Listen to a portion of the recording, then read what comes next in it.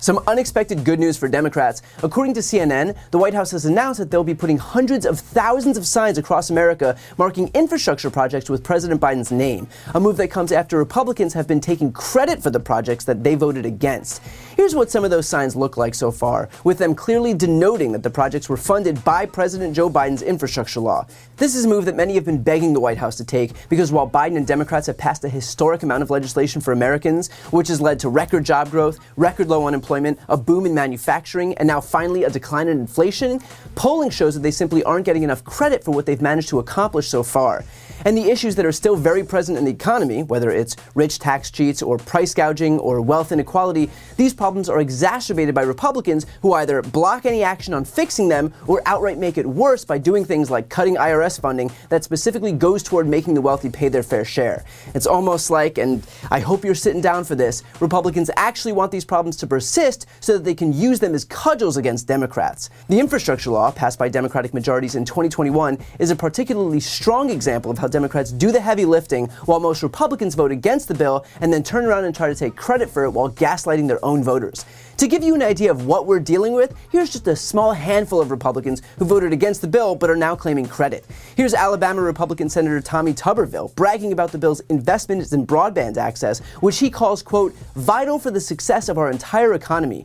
He voted against it. Here's Texas Republican Congressman Tony Gonzalez praising an ecosystem restoration plan in his district that was funded by the infrastructure bill. He says in a statement, for many folks in the area, this project revives the area's storied past and deep roots. Not only did Gonzalez vote against the bill, he released a statement back in November of 2021 blasting the bill, saying the Democrats' path to trillions more in spending will only make matters worse and hold our country back.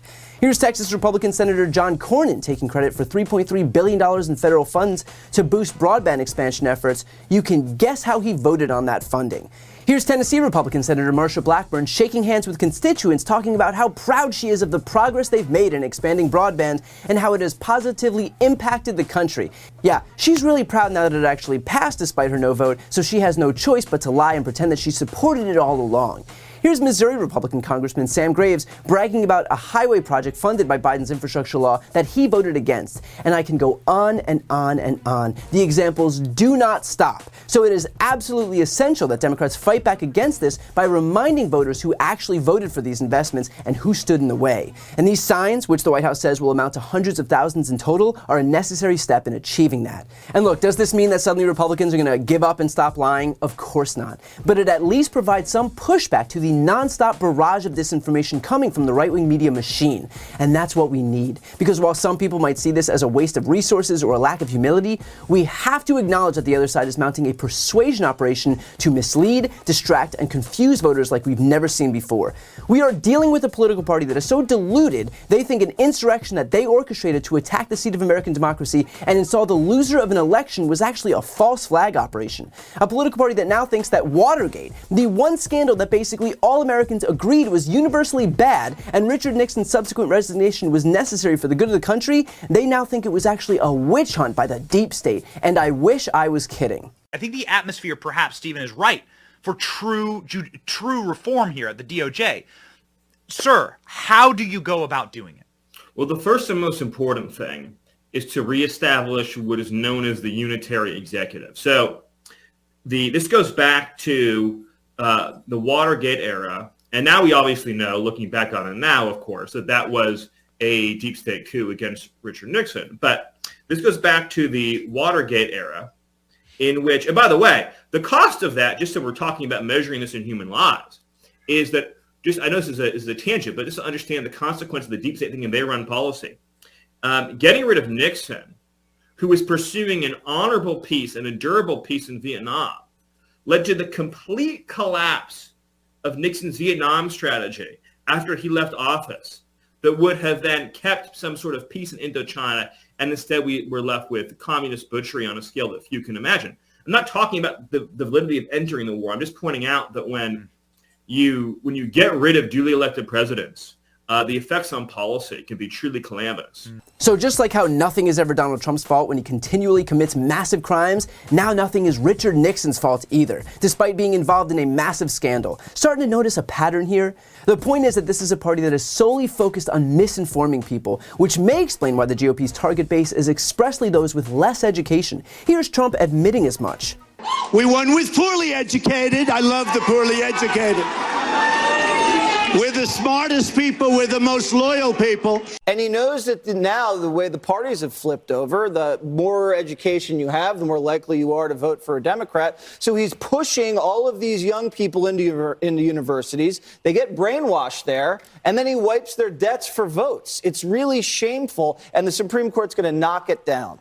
Republicans love the poorly educated because the only way they're successful is enough people believe their lies. They don't want those with the ability to think critically. They want those who they can exploit, and that's exactly what they've been doing. And so now, Democrats have to make a concerted effort to actively and loudly advertise their wins. Because while these wins may seem obvious to those of us who watch videos like this one regularly, the polling data clearly shows that it's not obvious for far too many voters. So yes, the White House is doing what is smart and necessary here, and the Democratic Party more broadly should bring this strategy forward with them. But it's not just on the White House to tout their own accomplishments. There should be a collective effort to inform people about what democratic governance can do. So in that spirit, let me try and lay out the case for the 2024 election as succinctly as I can. Democrats passed an infrastructure bill whose effects will be felt for decades to come. They recovered the economy with the American Rescue Plan. They passed the CHIPS Act, which has led to the biggest boom in American manufacturing jobs in modern American history and will reduce our supply chain reliance on China. They oversaw the fastest job growth in U.S. history and the lowest unemployment rate in 50 years. They passed the biggest climate investment in history and allowed Medicare to finally negotiate lower drug prices. They reauthorized the Violence Against Women Act. They passed the first gun safety legislation in decades. They passed the PACT Act for veterans' health care. They oversaw the largest reduction in the deficit in history. They codified marriage equality for same-sex and interracial couples into federal law. And I can go on, but the point is clear. Democrats have delivered an agenda that is popular and has helped this country thrive. As for Republicans, they stood in the way of all of those things that I just listed. And when they took power in the House by the thinnest of margins this year, they moved to pass abortion restrictions, make it easier for the ultra-wealthy to cheat on their taxes, and wasted time and money on useless nonsense investigations into private citizens that only serve to distract us from what actually impacts our democracy. There is one party that's interested in governing, and there's another that's only interested in tearing things down. If we want to defend our democracy, improve the economy for all Americans, and not just the wealthy, defend our rights and freedoms, rebuild our infrastructure, save our planet from climate catastrophe, and so much more, the answer could not be more clear. And given how far the MAGA cult has gone from this point, the stakes could not be higher than they are right now. Before you go, I need some help. Please subscribe to the channel and do your part to help grow the progressive media ecosystem. I don't do sponsorships or paid ads, I won't ask for money, but just subscribing to this channel goes a really long way, and it helps get the message out to more people. The subscribe button is right here on the screen. You can also subscribe to my Spanish language channel, which I made to reach those crucial Spanish-speaking voters. That link is on the screen too. And finally, if you want to listen to my audio podcast, you can follow that link as well. Thanks so much for watching. Thanks so much. Today we're going to talk about Joe Biden's age and his re-election run. And I interviewed Chasten Buttigieg about his response to Fox's attacks on him and Pete, whether he agrees with Pete's decision to appear on that network, and his new book, I Have Something to Tell You, and what it meant to release it in the middle of so many attacks against the LGBT community. I'm Brian Tyler Cohen, and you're watching No Lie. All right, I'm entering the fray here. Let's talk about Joe Biden's age. So Biden is 80 right now. He would take office if he gets reelected again at 82. He would leave office at 86, not young. And two things here. First, I think it's okay to acknowledge that, because if we don't, then it looks like we're burying our heads in the sand, and it's not going to help anything if we're hurting our own credibility here. So that's the first thing. But second, I feel like the reason we feel like we can't talk about it is because we know it'll get weaponized by the right. And so if we say anything in good faith, then the right can then use that, and it'll be the right attacking Joe Biden and us attacking Joe Biden. And so instead, we all just have to keep quiet and pretend that we can't talk about it. But I don't think that's the case, so let's talk about it. So my take is this. Is Joe Biden old? Yes. Is he slower than he was when he was Obama's vice president? Yes. But has that impacted the way that he actually does his job? And this is the part where we don't have to pontificate here. All we have to do is look right in front of us, because he is literally president right now. And I would ask, what part of the job hasn't he been able to do by virtue of his age? And I mean that seriously. We've got more than 2 years of evidence to look at here. He's presided over the addition of 12.5 million jobs, 12.7 million jobs. That's the most jobs in a single term of any president ever. And it's only been a little over 2 years. We're in a manufacturing renaissance right now. 800,000 manufacturing jobs have been added. We're in a clean energy revolution, all thanks to the CHIPS Act and the Inflation Reduction Act. We've had the quickest recovery from a recession in modern U.S. history. He actually got an infrastructure bill passed. He actually got a gun safety bill passed. He got climate funding passed. He got the government to negotiate lower drug prices, refunded the IRS to catch tax cheats. We got veteran health care. He forgave student loan debt, which, of course, Republicans are fighting in the courts. He's removing cannabis from the list of Schedule I drugs. So any way you cut this, if you're looking at this from an economic perspective, a jobs perspective, or a progressive perspective, he is getting it done. Can he dunk a basketball? No, but we're not asking him to. His job is to govern, and he is doing it. In fact, just a few days ago, MSNBC's Stephanie Ruhle asked Biden about his age point blank, and this is what he said. And it is fair to say that there's not a Fortune 500 company in the world looking to hire a CEO in his 80s. So why would an 82-year-old Joe Biden be the right person for the most important job in the world? Because I've acquired a hell of a lot of wisdom. I know more than the vast majority of people. I'm more experienced than anybody who's ever run for the office. And I think I've proven myself to be honorable as well as also effective. And that's a good answer. And he is effective for literally all of the reasons that I spoke about before. Like we're sitting here pretending that the jury's out on whether he'll be able to do the job as if he hasn't already done it, and done it more effectively than most other presidents in American history. Certainly more than any other president in my lifetime. And look, I'm all for criticizing someone when it's warranted, but the idea that Biden endures these daily barrages of attacks against his mental acuity is, I think, really sad, because he is sharp. Does he stumble on his words? Of course he does. But guess what? If I didn't edit my own videos and my own podcast, I would stumble all over the place too. It doesn't mean I'm senile. But every time Biden stumbles over a syllable, Republicans play it off like he doesn't know what year it is. And let's not pretend that tactic doesn't work, because it absolutely does. But it's always funny to notice the moments when those attacks actually go away, because it is whenever Biden does some major event where everyone can actually watch, like the State of the Union or that speech in Ireland just a few weeks back. When people watch Biden with their own eyes and listen to him with their own ears outside of the desperate right-wing ecosystem, it's those moments when it suddenly becomes really difficult for Republicans to claim that Biden can't remember his own name. I mean, hell, during the State of the Union, he literally got Republicans to applaud for his agenda of not cutting earned benefits on the fly. Instead of making the wealthy pay their fair share, some Republicans want Medicare and Social Security to sunset. I'm not saying it's a majority. Let me give you, anybody who doubts it, contact my office. I'll give you a copy. I'll give you a copy of the proposal. That means Congress doesn't vote. Well, I'm glad to see you. No, I tell you, I enjoy conversion. You know, it means if Congress doesn't keep the programs the way they are, they'd go away. Other Republicans say, I'm not saying it's a majority of you. I don't even think it's even a significant, but it's being proposed by individuals. I'm not politely not naming them, but it's being proposed by some of you. Look, folks, the idea is that we're not going to be moved into being threatened to default on the debt if we don't respond.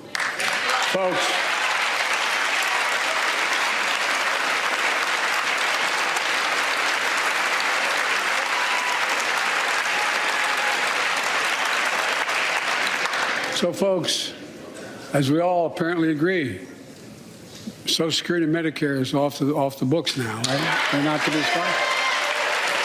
All right. So if Biden is senile, I really don't know what it says about those Republicans who he showed up. And not that my word really counts for anything, but I literally sat down with the guy for a half hour. Do you know how freaked out I would have been if the president of the United States wasn't sharp? Here's a quick snippet from that interview. I ran for president, really and truly, and even my supporters were not critical of, but thought the reasons I laid out why I was running, maybe they weren't such a good idea. I said I was running for 3 reasons from the very beginning. One, to restore the soul of America. This idea of decency, honor, treating people with respect, literally treating people with respect. And second reason, rebuild the backbone of the country, which is the middle class, working class folks. This trickle-down theory of economic growth, excuse me, has left an awful lot of Americans out. And I've never seen a time when the middle class is doing well that the wealthy don't do very well, and the poor have a way up. And so that's why I focused on how to change the circumstances and opportunities for working class and middle class people. And the third reason was, which I got a lot of criticism for, was saying I had to unite the country. We can't be a divided country. We can't be sustained and do the things that have to be done if we remain divided based on ethnicity, based on politics. It can't work. And so they're the three things. I hope my legacy is that I was able to restore some decency and honor to the office. I was able to bring the middle class back to a place where they had real opportunity, given an even chance to succeed. And I was able to reconstruct our alliances, which had been frayed so badly internationally. And that I was able to bring people together, bring the politics of America together. And I think we're making slow progress on some of these things, but I think that's where we're moving. I hope my legacy is that I restored the soul of this country. I was able to give the middle class, and we were able to build the economy from the bottom up and the middle out, not the top down. And then we're able to unify the country again. So yeah, put that answer against the Trump response any day of the week, and then we can have a conversation about whose brain is actually mush. And here's the reason that I think is probably the most important. So sorry to bury the lead on this one, but this election is going to be a choice. Biden himself says, don't compare me to the almighty, compare me to the alternative, which I think is a tacit acknowledgement that he is not perfect, but that elections aren't referendums on a single person. They are a choice between two. And at least at the moment, that choice is likely going to be Biden and Trump.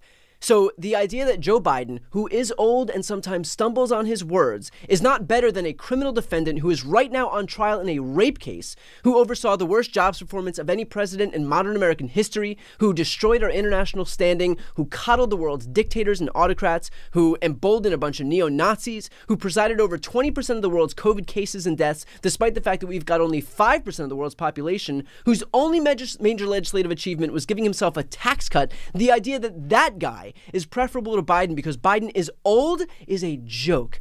Donald Trump is so unqualified and incompetent and extreme that Biden could be in a coma and he would be less dangerous than another Trump term. And we don't have to guess there because we've had 4 years of Trump, so we already know. And finally, let's just think about this practically for a moment. First of all, you cannot doubt the advantage of the incumbency. Only 10 incumbent presidents have ever lost re-election, and only 5 in the last 100 years, with Trump being one of them. Like before Trump, it was George H.W. Bush in 1992. The power of the incumbency is a monumental advantage. And the idea that Biden, with all of his achievements under his belt, would just discard that is kind of absurd. And then there's the electability argument. And it's hard to suggest that Biden couldn't beat Trump when the guy quite literally beat Trump. And think about the environment that we'd be operating in now relative to 2020. Biden has the most accomplished record of any president probably since FDR. He has the most jobs ever added. He has a thriving economy, blah, blah, blah. And Trump's not only a loser in 2020, but all of his America First swing state candidates for governor and secretary of state literally all lost in midterms. And he is a criminal defendant, likely to be indicted in 4, 5, 6 cases by the time the election rolls around. So the idea that Joe Biden is not in a better position and that Donald Trump is not in a worse position is to ignore the reality that we're living in. All of which is to say, we shouldn't be afraid to have this conversation because we should be proud of what the left has accomplished. Have we gotten everything? Of course not. Like, do I wish that Biden didn't approve the Willow Project? Do I wish that he moved faster on student loan cancellation? Do I wish that he used the bully pulpit of the presidency to call out Republican corruption and the corruption on the Supreme Court? Of course I do. But the idea that those things supersede everything that we did get is a little ridiculous. Like, we can't let perfect be the enemy of good here. And by all measures, where Democrats are in power in this country, where we've protected abortion rights and passed gun safety reforms and bolstered union protections and raised wages and combated climate change, those are records that we should be perfectly willing to run on. Here's a preview of my interview with Chasten Buttigieg. Tucker Carlson's been fired from Fox News. Tucker, mocked your husband, Pete, for taking paternity leave and also made some off-color remarks about breastfeeding. What was the reaction that you guys had at home to Tucker using, the biggest platform on the biggest conservative media outlet in the biggest primetime slot to say those things? And also, how did that impact you guys at home? Well, I mean, those things certainly are disappointing, and not just because they're directed at our family, but because they're directed at an entire community. What really bothers me is when people use that type of bigotry and that type of hate to go after already vulnerable people. I'm a grown-up. I've learned to armor myself after years of being an out gay man, but it's especially young people that I worry about, and folks on that network who use their platform to spread hate, not only hate, misinformation, fear, certainly do a disservice to the country, do a disservice to journalism itself, and also to the ideas of freedom. The same ideas that they pride themselves on espousing, by the way. Sure. Very, very slim, narrow ideas of what that looks like for everybody. So, I get it. We're a high profile couple. We're a high profile LGBTQ couple. And so you can expect that kind of nonsense to come from, places like that. But I guess we don't have to worry about it coming from him anymore. That's fair enough. To watch my full interview with Chasten Buttigieg, click the thumbnail right here on the screen or check out the interviews playlist on my YouTube channel. You can also find the link on this screen for my audio podcast, my Spanish channel to help reach Spanish-speaking audiences, and of course my regular YouTube channel. So please subscribe all around. Thanks so much.